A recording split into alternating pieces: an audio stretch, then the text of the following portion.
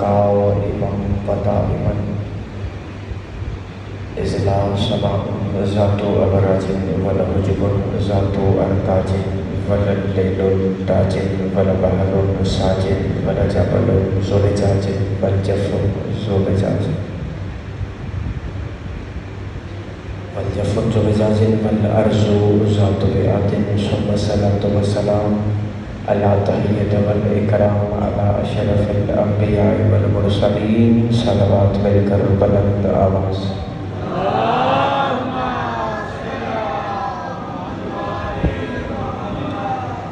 ثم الصلاة والسلام على صديقة الكبرى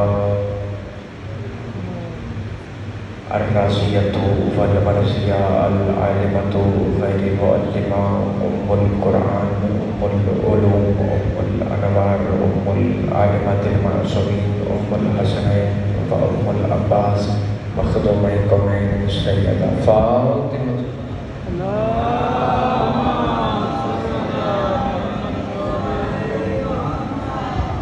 أما بعد فقد قال الله تبارك وتعالى في كتابه المجيد وفرقانه الحميد وهو أصدق القائلين وقوله الحق بسم الله الرحمن الرحيم وإذ قالت الملائكة يا مريم إن الله اصطفاك وطهرك واصطفاك على النساء العالمين صلوات بالکر بلند آواز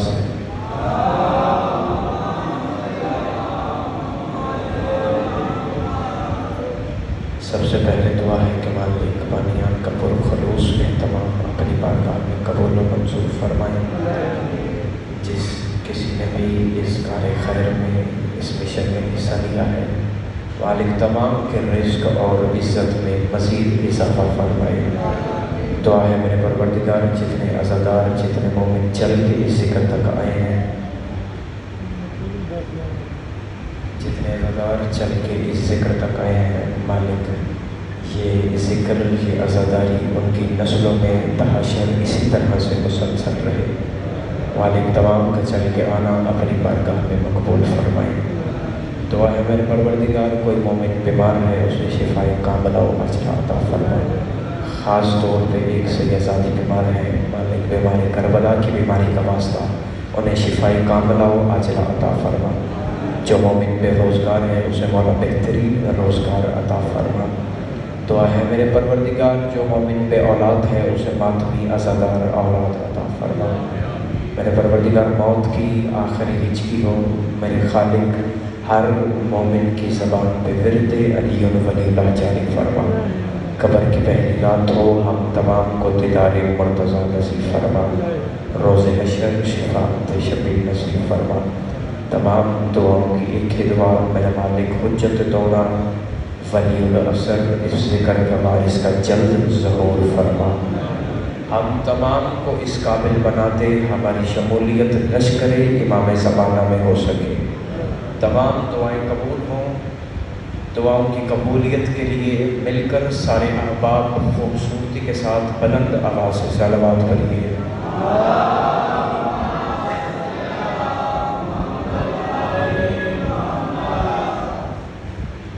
نعرہ تکبیر.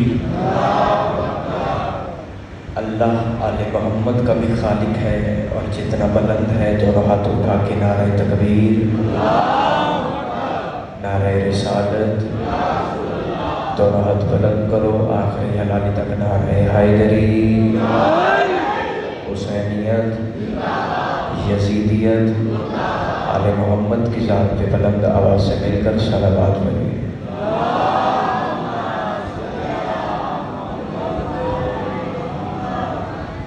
پہلے التماس ہے یہ جو پیچھے فاصلہ رکھ کے بیٹھے ہیں بلا فصل کے ماننے والے ہیں آگے کافی جگہ خالی پڑی ہے.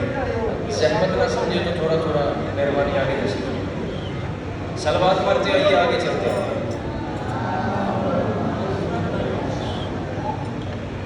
زحمت نہیں رحمت سمجھ کے صلوات پڑھیے.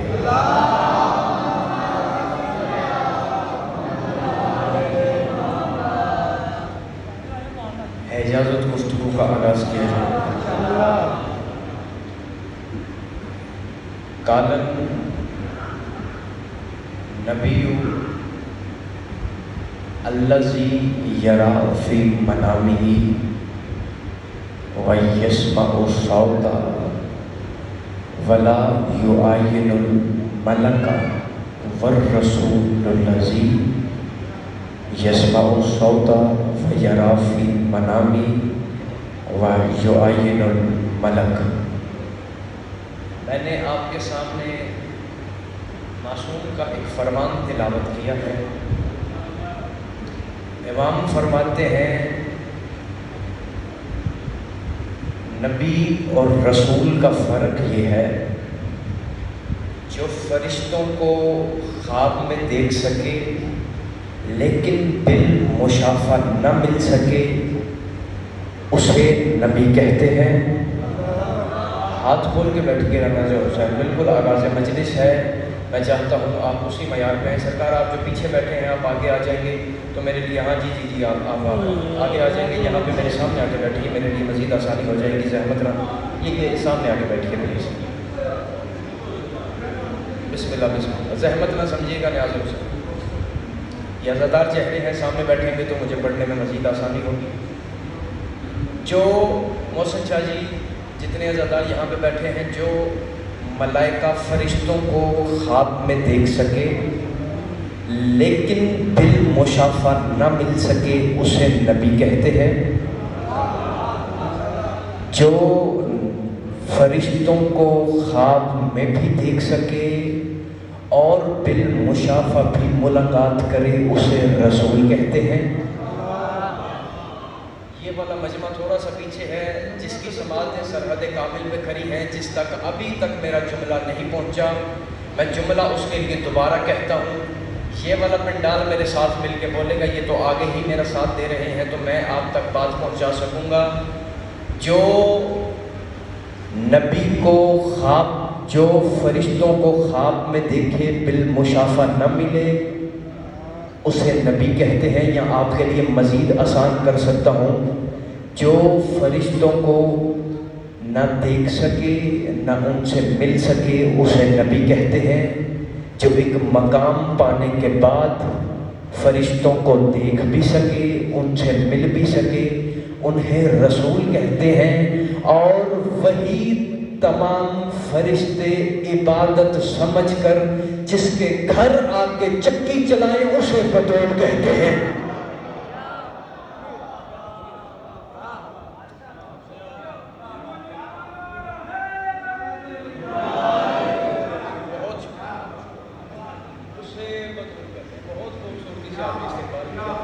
جناب کو میں آنسو آگے میری آغازادی، آپ پہ ہمیشہ اپنے کرم کی بارش اسی طرح سے جاری و ساری رکھیں، اسے بطول کہتے ہیں۔ عزیزان، آغاز مجلس ہے، سب سے پہلے میری گزارش یہ ہے کہ اللہ کی اس کائنات میں آج تک جتنی بھی عزت والی مستورات آئی ہیں، جتنی بھی بیویاں آئی ہیں، آج تک کوئی بھی ایسا جامع کردار، کامل اکمل کردار نہیں آ سکا جس کی زندگی کا ہر پہلو مکمل ہو، جامع ہو۔ آج تک کوئی بھی کردار ایسا سرکار نہیں آ سکا جس کی زندگی کا ہر پہلو مکمل ہو۔ کائنات عالم میں سب سے پہلی جو مستور آئی، انسانیت کی ماں حضرت آدم کی زوجہ جناب حوا سلام اللہ علیہا ہے۔ یہ بی بی آپ کو، مجھے، ہم سب کو بتا سکتی ہے، سمجھا سکتی ہے کہ شوہر کی عزت کیسے کی جاتی ہے۔ یہ ہماری ماں بہنوں کو جو پردے میں بیٹھی ہے انہیں سمجھا سکتی ہے کہ شوہر کے حقوق کیا ہیں۔ یہ بی بی بتا سکتی ہے کہ اولاد سے شفقت کیسے کی جاتی ہے، لیکن بی بی حوا ساری زندگی باپ کی عزت نہیں کر سکی، کیونکہ اس بی بی کی نہ ہی کوئی ماں تھی اور نہ ہی کوئی باپ تھا۔ دوسری عزت والی مستور جو تاریخ میں گزری، جناب آسیہ صلوات اللہ علیہ، کیسا مقام پایا اس بی بی نے؟ اتنی شان والی، اتنی عظمت والی بی بی ہے جو فرعون کے گھر رہ کر بھی علیہ السلام بنی ہوئی ہے۔ گھر فرعون کے، اللہ کا بھی دشمن ہے، نبی کا بھی دشمن ہے۔ یعنی اس بیوی نے بتایا کہ اگر کوئی مقام پانا چاہے تو ایسے گھر میں رہ کر بھی پا سکتی ہے۔ جناب آسیہ بتا سکتی ہیں کہ شوہر کے حقوق کیا ہیں، ہمیں سمجھا سکتی ہیں کہ باپ کی عزت کیسے کی جاتی ہے، والدین کے حقوق کیا ہیں، لیکن جناب آسیہ ساری زندگی اولاد سے محبت نہیں کر سکی، کیونکہ جناب آسیہ کی اپنی کوئی اولاد نہیں تھی۔ تیسری عزت والی مزدور جو تاریخ میں گزری ہے، کسی تعارف کی وہ بھی محتاج نہیں ہے، کائنات میں پہلی بطول ہے جس کا نام ہے جناب مریم صلوات اللہ علیہا، حضرت عیسیٰ کی ماں ہے۔ یہ ہمیں بتا سکتی ہے کہ باپ کی عزت کیسے کی جائے، اولاد سے شفقت کیسے کی جائے، لیکن جناب مریم ساری زندگی شوہر کے حقوق پورے نہیں کر سکی۔ تھوڑا سا جاگی کا لحاظ حسین بالکل آغاز مجلس ہے، میں چاہتا ہوں کہ احمد نہیں دیتا، تھوڑا سا ہاتھ اٹھا کے آل محمد سے خیرات وصول کریں، آغاز ہے۔ ساری زندگی نہیں بتا سکتی، بتا سکتی ہیں کہ حضرت عمران والد تھے جو، ان کے حقوق کیا ہیں، سمجھا سکتی ہیں کہ اولاد سے شفقت کیسے کی جائے، یہ نہیں بتا سکی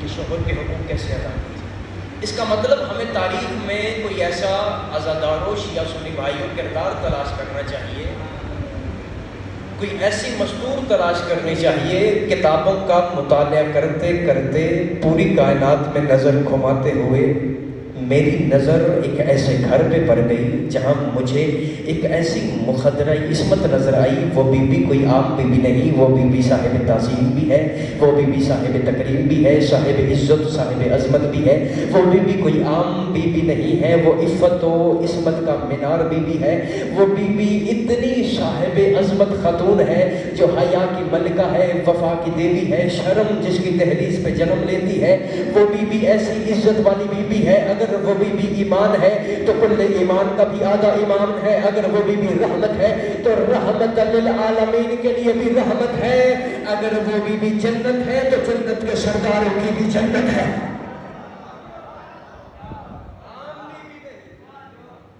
اتنی عظمت والی، اتنی شان والی بی بی، وہ بی بی ہمیں بتا سکتی ہے کہ والدین کے حقوق کیا ہے، والدین کی عزت کیسے کی جائے۔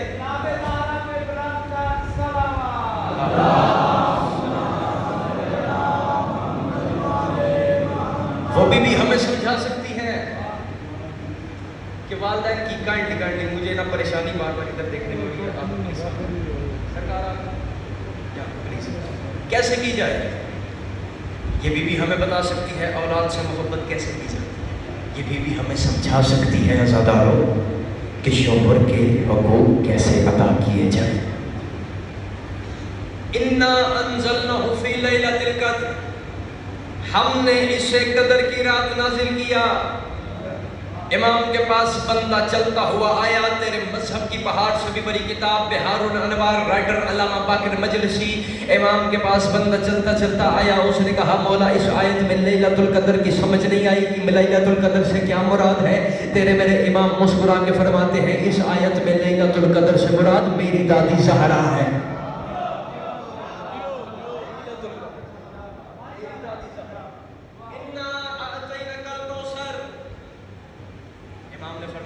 کوثر سے مراد بھی ہماری دادی زہرا، اللہ نے نبی کو کوثر۔ اس کا مطلب شیعہ سنی بھائیوں، پروردگار اپنے حبیب سے کہہ رہا ہے اے میرے محبوب،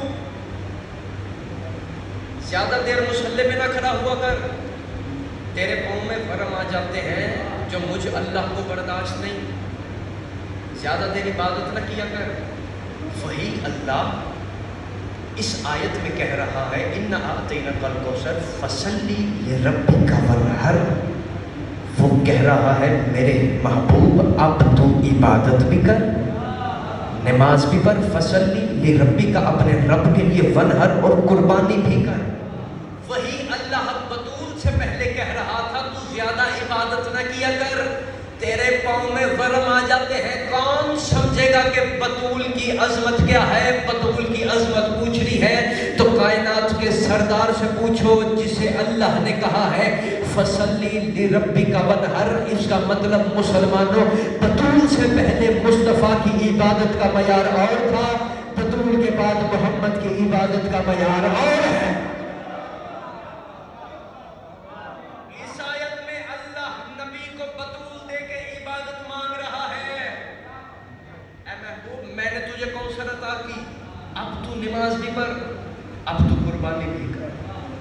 میں یہاں نوشہرہ برقع میں کھڑا ہوں، میں بالکل آج مجھے دوسرا دن اور زندگی کا دوسرا دن ہے۔ پہلے میں نہ یہاں پہ آیا ہوں، آپ کے چہروں کی زیارت کا دوسرا دن ہے۔ میں یہاں نماز کے مجلس کے بعد نماز کے لیے جاتا ہوں کسی بھی مسجد میں۔ مسجد میں نماز ادا کر کے میں باہر نکلتا ہوں۔ نماز ادا کر کے باہر نکلوں، کوئی بندہ مجھے پوچھے قبلہ بتائیے، جس مسجد میں آپ نماز ادا کرنے کے لیے گئے تھے جتنے نوجوان بیٹھے، قبلہ وہاں پہ جو نماز پڑھا رہا تھا اس کا نام کیا ہے؟ تو مجھے پتا ہوگا، انصاف سے بتائیے، آپ بتائیے مجھے، جتنے بزرگ بیٹھے آپ تھوڑی سی دعا دے دیں گے تو میرے لیے آسانی ہو جائے گی۔ پتا ہوگا کیوں؟ کیونکہ میں یہاں پہ نیا ہوں۔ وہ مجھے پوچھے ٹھیک ہے حیدری صاحب چھوڑیے، ہمیں پیش اور نماز حیدری صاحب نام بتائیے، پیش امام نماز کا نام آپ ہمیں بتا دیجئے، جو مسجد کا بارگاہ کا متولی ہے اس کا نام کیا ہے؟ میں کہوں گا بھائی مجھے نہیں پتا، میں لا علمی کا اظہار کروں گا، میں کیونکہ یہاں پہ پہلی دفعہ آیا ہوں، مجھے نہیں پتا، میں علم نہیں رکھتا۔ حدیث قصہ ایک ایسی حدیث ہے جو ہر مومن کے گھر میں کم از کم ہفتے میں ایک مرتبہ لازمی پڑھی جاتی ہے۔ آپ سب کے ذہنوں میں اس کا نقشہ موجود ہے۔ میں زیادہ تفصیل یا وضاحت میں نہیں جاؤں گا، کیونکہ عزاداروں کے سامنے بھی حدیث قصہ کی میں نے وضاحت کرنی ہے، تو پھر عزاداروں کے سامنے پڑھنے کا مجھے فائدہ نہیں ہے۔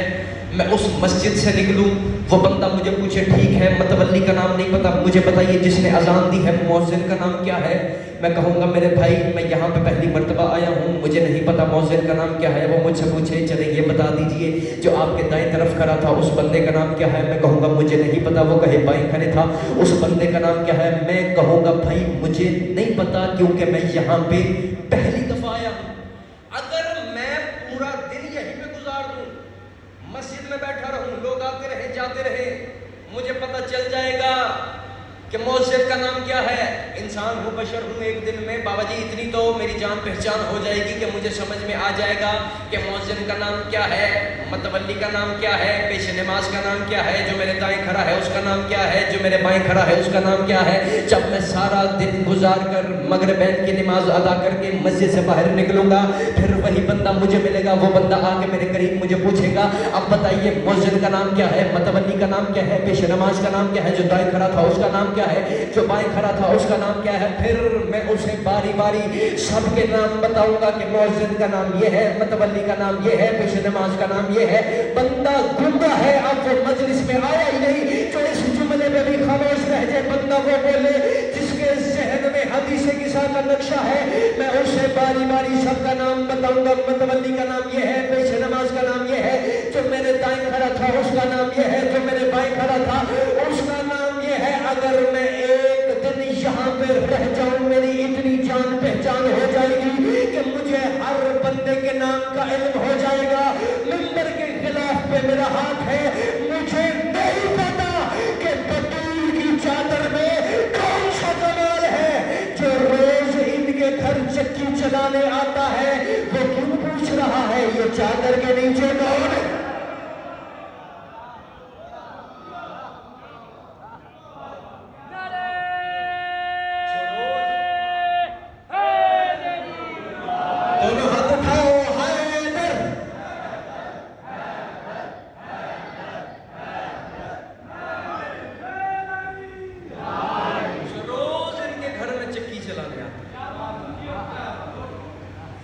میرے مالک چادر تلے کون؟ کیوں پریشان ہو گئے؟ میں ممبر پہ کھڑا ہوں، حرف کا ضامن ہوں، جس کا چہرہ اگر تھوڑا سا پریشانی میں کوئی مبتلا ہے تو میرا بھائی ہے، میں اسے بھی ساتھ لے کے چلنا چاہتا ہوں۔ ابھی حدیث قصہ ممبر پہ لے آؤ، حدیث قصہ ممبر پہ کھول کے اس کی تلاوت کر کے دیکھ لیں۔ کیا جبرائیل نے نہیں پوچھا میرے مالک یہ چادر تلے کون؟ میرے مالک ان کا تعارف تو ہمیں کروا۔ परवरदिगार ने फरमाया मैं तुम्हें इनका तारुफ करवाऊंगा, अगर तुमने जानना है कि चादर तले कौन है फिर मैं ऐसे तारुफ नहीं करवाऊंगा। मलाइका को इकट्ठा करो, इनसे बोलो छोड़ो इबादतें, छोड़ दो सजदे, छोड़ दो तस्बीहां, आओ मैं तुम्हें बताऊं चादर तले कौन है। जिस बंदे को शक हो अभी हदीस के साथ मिंबर पे ले आए, हदीस के साथ में लफ्ज मौजूद ना हो आइंदा मिंबर पे आना छोड़ दूंगा। या मलाइकाती व यसुकाना समावाति इन्नी मा खलक़तु समाअन मबनियतन वला अर्जन मदहियतन वला कमरन मनीनन वला शमसन मुज़ियतन वला फलकन युदुर वला बहरन यजरी वला फुलकन तसरी इल्ला फी मोहब्बती हाउलाइल खमसतुल लज़ीना हुम तहतल किसाए। मलाइका ने पूछा मेरे मालिक ये चादर तले कौन है? खुदा ने फरमाया जानना है तो छोड़ दो मुसल्ले, छोड़ दो तस्बीहां, छोड़ दो इबादतें, छोड़ दो सजदे, आओ यहाँ पे इकट्ठे हो, मजमा बनाओ, हुजूम करो, मैं तुम्हें तारुफ करवाऊं ये चादर तले कौन है। परवरदिगार ने फरमाया ये जो मैंने आसमान को उठाया है, ये जो मैंने जमीन को बिछाया है, ये जो मैंने जन्नत को सजाया है, ये जो मैंने बारिश को बरसाया है, ये जो मैंने गरज को चमकाया है, ये आदम की तौबा, ये हवा का ख्याल, ये फरिश्तों का सजदा, ये इब्लीस का इनकार, ये नूह, ये सफीना, ये इब्राहिम, ये आग, ये इस्माइल, ये छुरी, ये मूसा, ये दरिया, ये ईसा, ये सूली, ये हवा, ये फिजा, ये खड़ा, ये चरन, ये परिंद, ये मुहर्रम, ये सफर, ये रबीउल अव्वल, ये रबीउल सानी, ये जमादुल अव्वल, ये जमादुल सानी। खुदा ने फरमाया ये पहाड़, ये फिजा, ये दरिया, ये उजाले, ये रोशनियां, हाउलाइल खमसतुल लज़ीना हुम तहतल किसाए। अरमान लगेगा मुझे अगर किसी बंदे का हाथ नीचे रहा। खुदा ने फरमाया ऐ मेरे मलाइका ये मैंने जो जो जो बनाया है सिर्फ चादर वाले 5 के सदके में बनाया।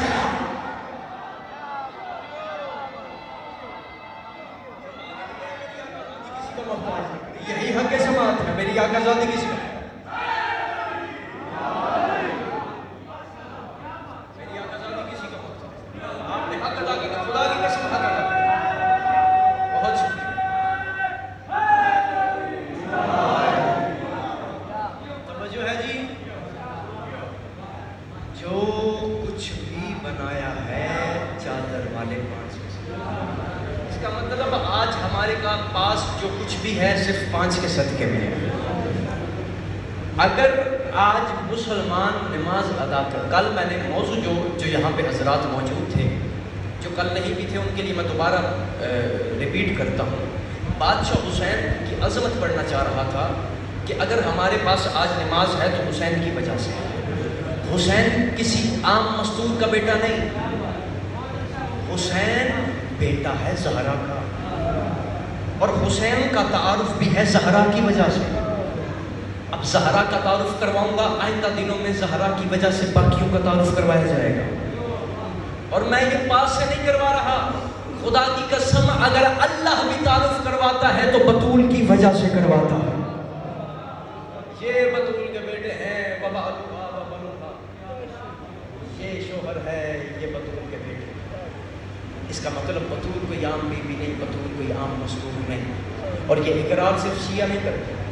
इस्लाम की पहली जंग बदर, रसूल ने ऐलान किया था मुसलमानों को इकट्ठा करने के लिए ताकि कोई बंदा दाएं बाएं ना हो जाए। जितने मेरे सुन्नी भाई बैठे हैं, खुदा की कसम आपको लुत्फ आएगा आप जुमला सुनेंगे तो, ताकि कोई दाएं बाएं बंदा ना हो जाए। सही बुखारी में लफ्ज़ मौजूद ना हो, खुदा की कसम मैं हर्फ का जामिन हूँ। इमला, इंशा, किरत, इबारत, किताब, मतन, तर्जमा, हवाला मेरी जिम्मेदारी। अपने अपने चेहरों पे मुस्कुराहट रखना तुम्हारी जिम्मेदारी। इस्लाम की पहली जंग है जंग बदर। रसूल ने ऐलान किया था जो बंदा ये जंग लड़ेगा, अगर जंग जीते तो जंग जीतने के बाद उसे उम्र के आखिरी हिस्से तक बैतुल माल में से पेंशन दी जाएगी और उसमें उसका हिस्सा होगा। अब जिन जिन सहाबियों ने ये जंग लड़ी थी उन्हें उसका हिस्सा मिलता था। अब शिया सुन्नी भाइयों, ये जंग हसनैन करीमैन ने नहीं लड़ी, लेकिन फिर भी उन्हें बैतुल माल में से हिस्सा मिलता था। रसूल चूंकि लिख के दे गए थे कि मेरी ज़िंदगी में भी हसनैन को हिस्सा मिलता रहेगा और मेरे जाने के बाद भी हसनैन करीमैन का बैतुल माल से, हत्ता कि उन्होंने जंग में हिस्सा नहीं लिया था। रसूल दरअसल बताना चाहते थे हसनैन की अजमत क्या है। जंग के बाद दौर गुजरा रसूल का, मुसलमानों के पहले खलीफा का दौर आया। चूँकि लिखा हुआ रसूल का था तो किसी ने ठुकराया नहीं, उसके मुताबिक हसनैन करीमैन को पेंशन देते रहे। دوسرے خلیفہ حضرت عمر ابن خطاب کا دور آ گیا. دور آیا تو حضرت نے بھی اسی طرح عمل کیا جس طرح پہلے خلیفہ نے کیا تھا. چونکہ لکھا ہوا محسن شاہ جی رسول کا تھا, اسی طرح عمل ہوتا رہا. تنویر شاہ جی, اب وقت ایسا آیا کہ دربار سج گیا. حضرت عمر کے صاحبزادے بھی دربار میں موجود تھے. حضرت نے اپنے غلام کو بھیج کے کہا حسنین کریمین کو گھر سے بلا کے لے کے آؤ تاکہ وہ اپنی پینشن یہاں سے آ کے وصول کریں, یہاں سے لے کے چلے جائیں. حضرت عمر نے حسنین کو بلایا, اپنے بیٹے کو ان کے سامنے پینشن دی, جبکہ وہ جنگ بدر میں شریک تھا, لیکن اسے پینشن تھوڑی دی. حسنین کو جھولیاں بھر بھر کے دی, اپنے بیٹے کو تھوڑی دی جو ہاتھ اٹھ گئے, اور حسنین کو جھولیاں. حسنین جنگ میں بھی شامل نہیں, اپنا بیٹا جنگ میں بھی آگے آگے تھا. بیٹے نے دربار میں تو کوئی بات نہ کی. جب بیٹا گھر میں پہنچا, ماں کے پاس پہنچا, اماں کیا ہوا بیٹا, کیوں پریشان ہے؟ اماں میں تو جنگ بدر میں آگے آگے تھا, میں نے تو جنگ میں حصہ بھی لیا تھا, میں نے تو کفار کے ساتھ جنگ بھی کی تھی, جبکہ حسنین تو جنگ میں شریک بھی نہیں تھے. میرے پاپا نے مجھے پینشن تھوڑی دی ہے, حسنین کو چھولیاں بھر بھر کے دی ہے. اماں نے کہا بیٹا پریشان نہ ہو, اب چاہتا کیا ہے؟ اماں صرف بابا سے اتنا کہہ دے اگر میری پینشن حسنین سے زیادہ نہیں کر سکتے تو کم از کم مجھے اتنی پینشن دے دے کہ جو حسنین کے برابر ہو جائے. اماں میرا صرف اتنا مطالبہ ہے. ماں نے کہا بیٹا پریشان نہ ہو, بابا کو گھر آنے دے, بابا گھر میں آئے گا, میں بابا سے بات کروں گی. حضرت عمر گھر میں آ گئے. زوجہ نے دسترخوان سجایا, حضرت عمر دسترخوان پہ بیٹھے کھا رہے تھے. زوجہ چلتی چلتی قریب آئی, قریب آ کے کہتی جی آپ کا بیٹا اعتراض کر رہا ہے, میری بابا سے سفارش کرو کہ حسنین جنگ میں شریک بھی نہیں تھے, میں تو جنگ میں آگے آگے تھا, اگر میری پینشن پر آ نہیں سکتے تو کم از کم حسنین کے برابر ہی کر دو. حضرت کھانا کھا رہے تھے, جلال میں آ کے حضرت نے کھانے کو پیچھے ہٹایا. آگے زوجہ کھڑی تھی, اسے کہا پیچھے ہٹو. بیٹے کی طرف دیکھا, آنکھوں میں سرخی اتری. جلال میں آ کے حضرت نے کہا پتا کیا چاہتا ہے؟ حضرت عمر کے بیٹے نے کہا اگر میری پینشن پر آ نہیں سکتے تو کم از کم حسنین کے برابر ہی کر دو. بھولا ہے وہ بندہ جو اب بھی نہ بول سکے. اگر بڑھا نہیں سکتے تو حسنین کے برابر ہی کر دو. حضرت عمر کے چہرے پہ جلال آیا, آنکھوں میں سرخی اتری. جلال میں آ کے کہتا ہے اب تو حسن حسین کا مقابلہ کرتا ہے, تو حسنین کے برابر پینشن مانگتا ہے, اور مجھے بتا تو صحیح کیا تیری ماں کوئی زہرا ہے؟ کیا تیری ماں زہرا ہے؟ حضرت عمر کے چہرے پہ جلال آیا. کیا تیری ماں زہرا ہے؟ کیا تیرا نانا کوئی محمد ہے؟ کیا تیرا بابا کوئی علی ہے؟ 1400 برس پہلے حضرت عمر نے جلال میں آ کے اپنے بیٹے کو چھڑک کے 1400 برس بعد آنے والے مسلمانوں کو بتایا تھا, مسلمانوں ہمارا تقابل کبھی بھی اہل بیت کے ساتھ نہ کرنا. اور مسلمانوں 1400 برس پہلے حضرت نے اپنے بیٹے کو چھڑک کے بتا دیا تھا. مسلمانوں یاد رکھنا, عمر کا بیٹا اور ہے, حیدر کے بیٹے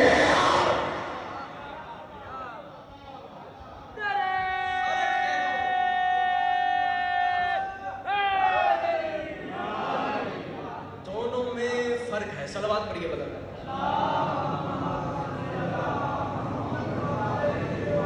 حیدر کا بیٹا آپ سلامت کو بہت شکریہ. اس کا مطلب اگر حسنین کی بھی عزت ہے تو زہرا کی وجہ ہے, زہرا کی وجہ سے ہے. پہلی آیت جس سے میں نے گفتگو کا آغاز تھک تو نہیں کرے, ابھی تو میں نے بالکل شروعات کی ہے. اس کا مطلب جو میں نے آیت کا آغاز کیا تھا, جس آیت سے گفتگو کا, وہ خدا کی لارائے اور بیعت کتاب سے تھا. فَإِذْ قَالَتِ الْمَلَائِكَةُ يَا مَرْيَمُ, اللہ اپنے نبی سے فرما رہا ہے اے محمد اس وقت کو یاد کرو جب فرشتوں نے مریم سے کہا تھا اے مریم. اس وقت کو یاد کرو جب فرشتوں نے مریم کو مخاطب کیا تھا. اللہ قرآن میں یہ جناب مریم کی فضیلت بتا رہا ہے, صرف یاد نہیں دلا رہا. اور یاد کسے دلا رہا ہے؟ نبی کو. اس کا مطلب جب فرشتے مریم سے گفتگو کر رہے تھے تب محمد حاضر بھی تھے اور ناظر بھی تھے.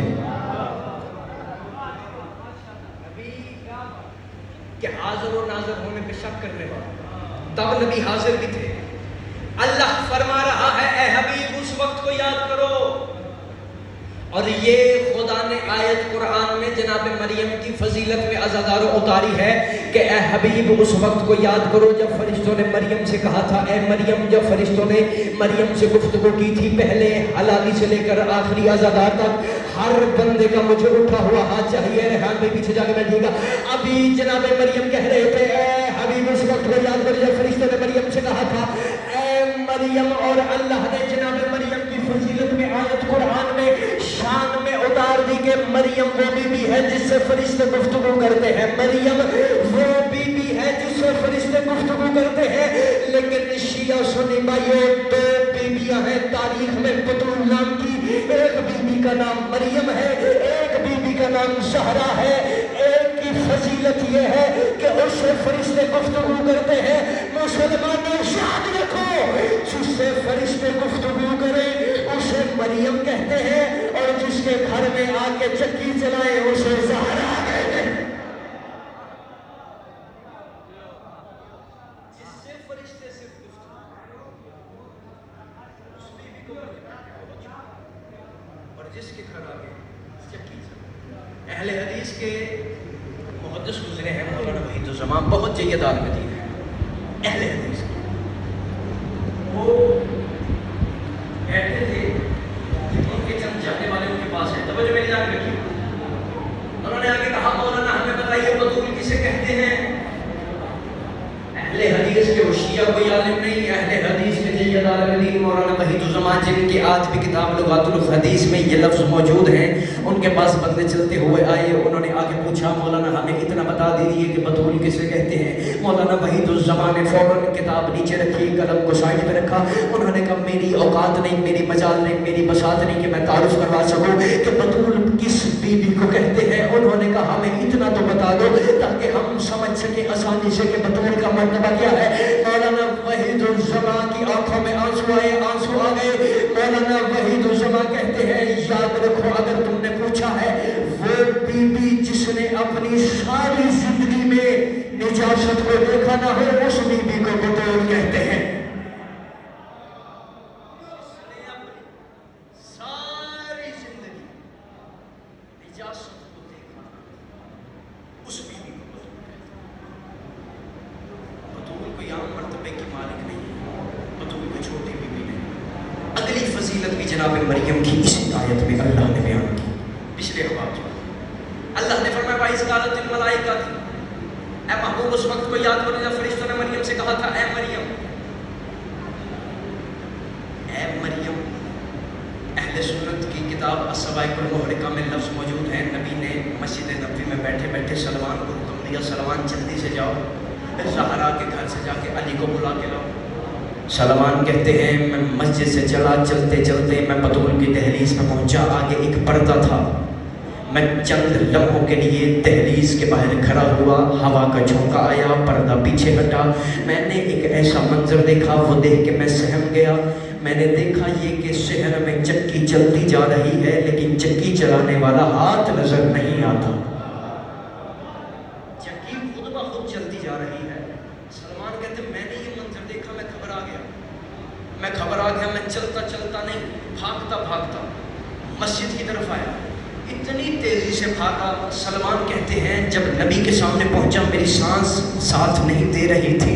नबी की नज़र मेरे चेहरे पे पड़ी, नबी मुस्कुराए, मुस्कुराहट बता रही थी। नबी जानते हैं जो सलमान के साथ हुआ है, लेकिन फिर भी नबी ने सहाबियों के लिए पूछा सलमान क्या हुआ है, तुम्हारी सांस के साथ सांस क्यों नहीं मिल रही? सलमान ने कहा या रसूल अल्लाह, लगता है आपने अली को बुलाने नहीं भेजा था, लगता है आपने मुझे कोई मौजज़ा दिखाना था। सलमान तुमने क्या देखा है? सलमान ने कहा या रसूल अल्लाह, मैं जो ही अली को बुलाने के लिए बतूल की दहलीज में पहुंचा, आगे एक पर्दा था, पर्दा जो ही पीछे हटा, पर्दा जो ही पीछे हटा, मैंने मंजर ये देखा आगे एक चक्की चलती जा रही है लेकिन चक्की चलाने वाला हाथ नजर नहीं आता। नबी के चेहरे पे मुस्कुराहट आई। असहाब के दरमियान बैठे बैठे नबी ने फरमाया सुनो मेरे सहाबियों, ये अज़मत है मेरी बेटी ज़हरा की जिसके घर में आकर फरिश्ते चक्की चलाते हैं। इतना जुमला कहना था, मजमे में से एक बंदा खड़ा हुआ, उसने कहा या रसूल अल्लाह, अभी आपने कल ही तो हमें बताया था कि फरिश्ते तो अल्लाह की इबादत करते हैं, आज आप हमें कह रहे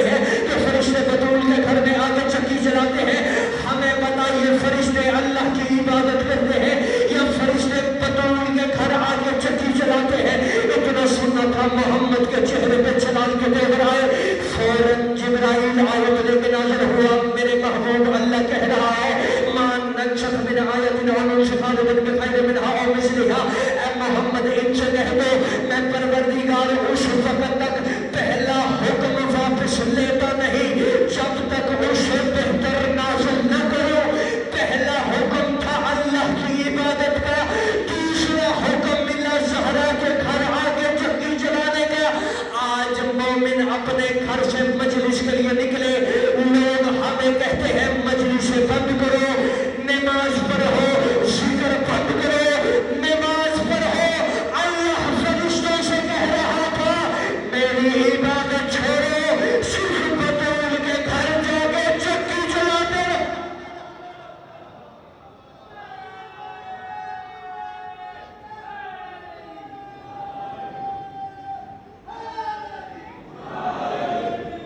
آخری حلال تک دونوں ہاتھ اٹھاؤ. حیدری میری عبادت چھوڑو, صرف زہرا کی دہلیز پہ جاؤ.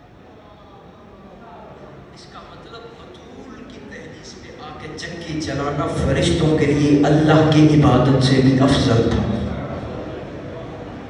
اور قرآن کی آیت میں نے آپ کے سامنے رکھی ہے. اگلی فضیلت, اس کا مطلب شیعہ سنی بھائیوں, جس سے فرشتے گفتگو کریں اسے مریم کہتے ہیں, اور جس کے بچوں کے جوڑے لے کر دروازے پہ کھڑے رہے اسے زہرا کہتے ہیں. دونوں بیویوں کی فضیلت میں شان میں فرق ہے. اگلی فضیلت اللہ نے قرآن میں بیان کی. خدا نے فرمایا بطہارتی, مریم وہ بیوی ہے جسے میں نے پاک و پاکیزہ رکھا. مریم بھی پاک و پاکیزہ ہے, جناب زہرا بھی پاک و پاکیزہ ہے. لیکن دونوں بیویوں کے چناؤ میں فرق ہے. اللہ نے قرآن میں جب جناب مریم کا تذکرہ کیا, خدا نے پورے قرآن میں صرف ایک لفظ کا استعمال کیا, مریم وہ بیوی ہے جسے میں نے پاک و پاکیزہ رکھا ہے. اللہ نے جب جناب مریم کی طہارت کا تذکرہ کیا, پورے قرآن میں صرف ایک لفظ کا استعمال کیا, بطہارہ کی. مریم وہ بیوی ہے جسے میں نے پاک و پاکیزہ رکھا ہے. لیکن جب تذکرہ کیا خدا نے قرآن میں جناب بطول کا تذکرہ آتے ہی خدا نے ایک لفظ کا ذکر نہیں کیا, خدا نے قرآن میں پوری آیت ہی اتار دی. پروردگار نے کہا انما یرید اللہ لیذھب عنکم الرجس واہل البیت ویطہرکم تطہیرا. خدا نے فرمایا میں نے بطول تمہارے اہل بیت سے نجاست کو دور کر دیا ہے. اور خدا جسے پاک و پاکیزہ رکھے اسے مریم کہتے ہیں, اور جس کی وجہ سے اس کے اہل بیت کو بھی پاک کر دے اسے زہرا کہتے ہیں.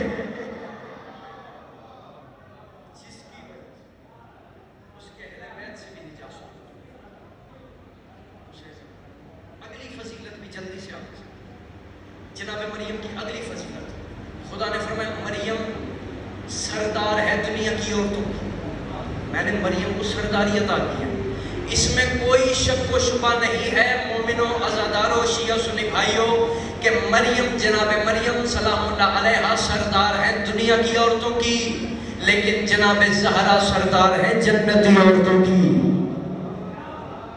دونوں کی سرداری میں فرق ہے. جناب حوا صلوات اللہ علیہ سے لے کر جناب مریم تک ہر بیوی افضل ہے. جہاں پہ لوگ عوام پہ آ کے اعتراض کر دیتے ہیں کہ جی آپ شیعہ نبی کی ازواج کو برابری کا درجہ نہیں دیتے, یہ ہم میں خدا کی قسم الزام ہے. اگر کوئی میرا سنی بھائی مجمع میں بیٹھا ہے تو اپنے ذہنوں سے یہ بات نکال دو. جب قرآن نے نبی کی زوجہ کو ہماری ماں کہا ہے, کسی شیعہ کی مجال نہیں اس کا انکار کرے. جو اس کا انکار کرے گا وہ قرآن کا انکار کرے گا, جو قرآن کا انکار کرے گا وہ کفر کرے گا.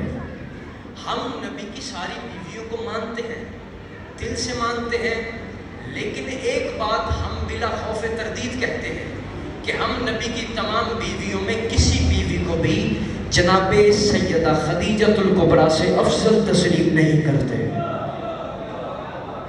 ہم بی خدیجہ کو سب سے پہلے رکھتے ہیں. پہلے یہ ہے, دوسری بیویاں ہیں تو وہ بعد میں ہیں. یہاں پہ آ کے اعتراض کرتے ہیں جی یہی تو حیدری شاہ بات ہے, یہی پہ تو ہمارا اختلاف ہے. آپ کو چاہیے جب اللہ نے عدل کا درس دیا ہے, اللہ نے برابری کا درس دیا ہے, تو پھر آپ کو بھی چاہیے ابھی اس جملے پہ پہلے حلالی سے لے کر آخری حلالی تک ہر چہرے پہ بنی نظر ہے اور مجھے حق بندے کا اٹھا ہوا ہاتھ چاہیے. یہی تو وجہ ہے ہم برابری چاہتے ہیں. اللہ نے جب عدل کا درس دیا ہے تو پھر آپ کو بھی چاہیے آپ بھی برابری کریں. میں نے کہا ہم ساری زندگی نبی کی بیویوں میں اس طرح سے برابری, پہلے خدیجہ الکبریٰ, بعد میں کوئی اور بیوی ہے. اس نے کہا اس کی وجہ کیا ہے؟ میں نے کہا ہم اس کی وجہ سادی سی آپ کو بتا دیتے ہیں. بیت المال کے مال سے مال کھا کر ام المومنین بننا اور بات ہے, اپنا سارا مال محمد پہ لٹا کر خدیجہ الکبریٰ بننا. دونوں ہاتھ اٹھاؤ,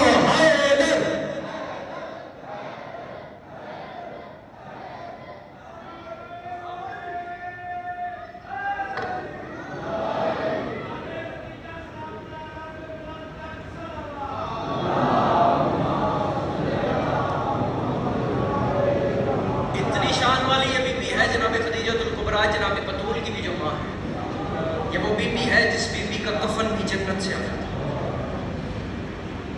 جناب حوا سلام اللہ علیہ سے لے کر جناب آسیہ تک, جناب آسیہ سے لے کر جناب مریم بطول تک, جناب مریم بطول سے لے کر جناب خدیجہ الکبریٰ تک, خدیجہ الکبریٰ سلام اللہ علیہ سے لے کر امام زمانہ کی ماں نرجس خاتون تک, ہر بی بی افضل ہوگی. ممبر کے غلاف پہ میرا ہاتھ ہے, جھوٹ بولوں زہرا میری شفاعت نہ کرے, ہر بی بی افضل ہوگی, لیکن اس وقت تک کوئی بھی جنت میں نہیں جا سکتی جب تک زہرا کو چھپ کے سلام نہ کر لے. ہر بی بی کی اپنی شان, ہر بی بی کا اپنا اتنی شان, اتنی عظمت والی بی بی, بڑی عزت ہے اس بی بی کی. کائنات کی سردار, جس کے وسیلے میں کائنات کا نظام چلتا ہے, وہی بی بی آخری وقت میں رو کے کہہ رہی تھی یا علی میرے جنازے کا اعلان نہ کرنا, یا سیدہ کوشش کرنا. مصیبت کے ایام ہے, یہ میں ہاتھ باندھے کروں, جتنے نوجوان بیٹھے ہو کبھی اپنا سینہ سر پیارا نہ کرنا, آنکھ میں آنسو نہ بھی آئے تو ہاتھ ماتم کے لیے ضرور اٹھا. علی مولا کے قریب بندہ چلتا چلتا آیا. علی مولا مسجد کوفہ میں بڑے امیز میں بیٹھے تھے. علی نے اپنی ہتھیلی کو سامنے کیا, ہتھیلی کو کھولا, ہتھیلی کو بند کیا, پھر کھولا, پھر سے بند کیا, پھر کھولا. تیسری مرتبہ ہتھیلی کو کھول کے علی نے ہتھیلی کو بند کیا. 3 مرتبہ علی نے کہا واہ غربتا, اے واہ غربتا, واہ غربتا. کمبر سے برداشت نہ ہوا, کمبر توڑا, علی کے قدموں کے ساتھ لپٹا, لپٹ کے کہتا یا علی تو اللہ کا شیر ہے, تو فاتح احد ہے, تو فاتح بدر ہے, تو فاتح خندق و حنین ہے, تو فاتح خیبر ہے. یا علی تو جیسا بہادر کائنات میں کوئی ہے ہی نہیں. یا علی مجھے بتا تو غربت کی صدا کیوں بلند کرتا ہے؟ علی رو کے کہتے کمبر مجھے بتا, اور میں علی رونا تو پھر کیا کروں؟ کمبر کہتے یا علی ہوا کیا ہے؟ علی رو کے کہتے کمبر دیکھ یہ ہاتھ بھی سلامت رہے, بطول کو تعزیہ نہ بھی لگے. یا سیدہ, یا سیدہ, کوشش کرو ہر بندہ اپنے سر پہ ہاتھ. یا علی یہ ہاتھ بھی سلامت رہے, جلتا ہوا دروازہ بھی بطول کے اوپر آ گیا. جتنے غیرت مند غیور مجمع میرے سامنے ہاتھ باندھ کے کھڑا, میری منت سمجھو, اس جملے پہ ہر بندہ ہائے ضرور کرے, جس کی ہائے بلند نہ ہو سینے پہ ہاتھ ضرور مارے. غیرت مند مجمع, غیور مجمع میرے سامنے ہے. مجھے عزت سیدہ کی قسم ہے, اتنے زخم آئے تھے محمد کی بیٹی کو, آدھے زخم زہرا نے علی کو بھی نہیں بتائے. رو کے کہتے رہے یا علی میں بڑی زخمی, یا علی میں بڑی زخمی ہوں. ایک دن حسن روتا بابا کے قریب آیا, جب یہ دروازہ چلا کے گئے, چند دن گزرے کہ حسن بابے کے قریب آیا. قریب آ کے حسن رو کے کہتا بابا ماما سے پوچھ مجھ سے کوئی غلطی ہو گئی ہے. علی نے فوراً حسن کو اپنے سینے سے لگایا. بتا حسن ہوا کیا ہے؟ اماں سے پوچھ مجھ سے کوئی غلطی ہو گئی ہے تو معافی مانگتا ہوں. حسن رو پڑا. علی نے رو کے پوچھا حسن بتا ہوا کیا ہے؟ بابا میں جب سے یہ دروازہ جلا کے گئے ہیں میں جب بھی اماں کے قریب جاتا ہوں ماں مجھ سے منہ چھپا لیتی ہے. بابا ماں سے پوچھ اور کیا مجھ سے یا سیدہ ہر بندہ اپنے سر پہ ہاتھ ماں سے پوچھ کیا مجھ سے کوئی غلطی ہوئی. یہ میں نے اپنی آنکھوں سے جملے پڑھے. بطول اپنے حجرے میں نماز پڑھتی. علی چپکے سے بطول کے حجرے کے باہر جاتے. چپکے سے علی پردہ ہٹا کے بطول کو نماز پڑھتے ہوئے دیکھتے. علی بطول کو نماز پڑھ کے واپس آتے. علی کا معمول بن چکا تھا جب سے یہ دروازہ جلا کے گئے تھے علی زینب اور کلثوم کو تنہائی میں لے جاتے. تنہائی میں لے جا کے پوچھتے زینب مجھے بتا تیری ماں کتنی زخمی ہے. کلثوم مجھے بتا تیری ماں کو کہاں کہاں زخم ہے. علی کا معمول بن چکا تھا خدا کرے اب وہ شیعہ ماں کا بیٹا نہ ہو جس کا ہاتھ اب سر پہ نہ آئے. کوشش کرنا ہر بندہ اپنے سر پہ ہاتھ مارے اب اپنا سر پہ آنا نہ کرنے.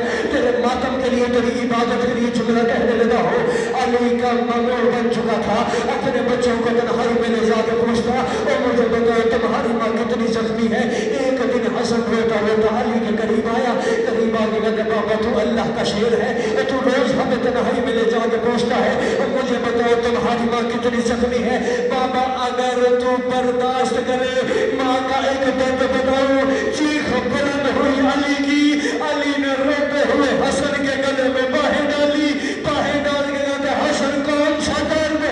حسن تڑپ کے کہتا ہے جب سے یہ دروازہ کرا کے گئے ہیں میری ماں نماز میں قنوت نہیں پڑھ سکتی. میری ماں کا پہلو سے ہاتھ نہیں. یا سیدہ یا سیدہ یا سیدہ اجرکم اللہ اجرکم من اللہ. جب سے یہ دروازہ جلا کے گئے میری ماں کا پہلو سے ہاتھ نہیں. خدا کی قسم کوئی بھی شیعہ کوئی بھی ذاکر پوری مصیبت آپ کے سامنے نہیں پڑتا. پوری مصیبت پہلے تو کتابوں میں لکھی ہی نہیں ہے. بارواں جانتا ہے کتنی زخمی تھی. بارواں ہی جانتا ہے قبر کہاں پہ ہے. جتنی مصیبت کتابوں میں لکھی ہے اگر ہم صرف وہ مصیبت پڑھ دیں خدا کی قسم امام بارگاہوں سے جنازے اٹھے. اتنی زخمی تھی محمد کی بیٹی. میں نہ بطول کی قبریں پڑھوں گا نہ میں بطول کی مصیبت سناؤں گا. میں فقط بطول کا گھر سے اٹھتا ہوا جنازہ پڑھوں گا. مجھے عزت علی کی قسم ہے 7 مرتبہ علی نے رات کے اندھیرے میں بطول کا جنازہ اٹھایا. 7 مرتبہ جنازہ واپس لے کے کیوں رات کے اندھیرے میں اٹھایا؟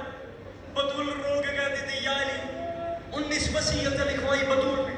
بیت الاحزان میں شیخ عباس کو لکھتے ہیں 19 وصیتیں ہیں زہرا کی آخری وقت میں جن میں سے ایک وصیت یہ ہے یا علی میرا جنازہ رات کے اندھیرے میں اٹھانا. یا علی میرے جنازے کا اعلان نہ کرنا.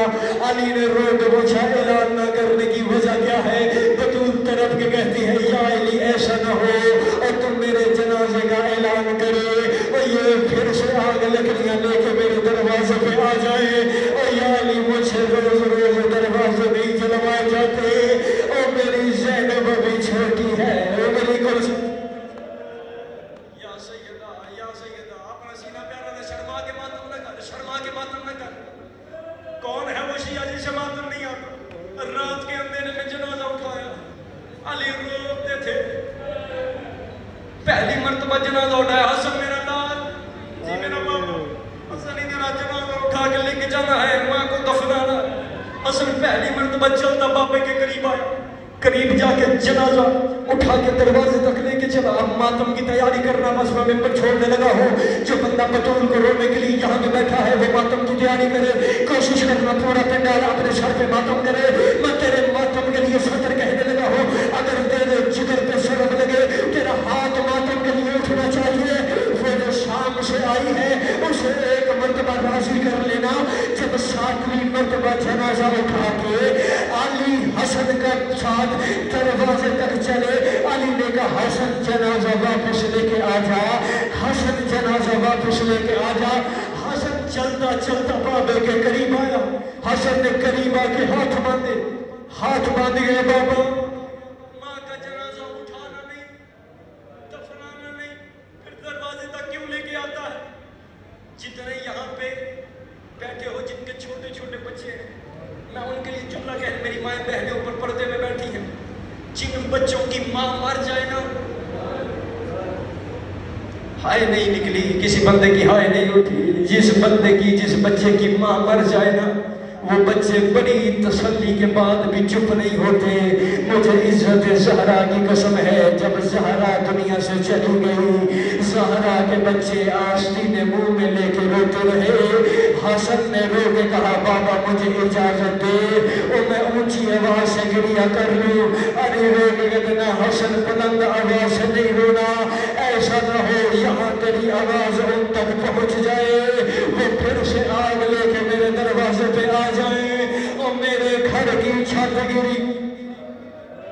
یا سیدہ یا سیدہ یا سیدہ، ساتویں مرتبہ جنازہ لے کے دروازے تک آئے، آخری جملہ ہے ماتم کی تیاری کرنا، ساتویں مرتبہ آئے نا، حسن نے کہا بابا ماں دفنانی نہیں تو جنازہ کیوں اٹھاتا ہے؟ مجھے وجہ بتا۔ حسن کو کلائی سے پکڑا علی نے، حسن کو کلائی سے پکڑ کے علی بازار میں لے کے آئے جہاں پہ بیگم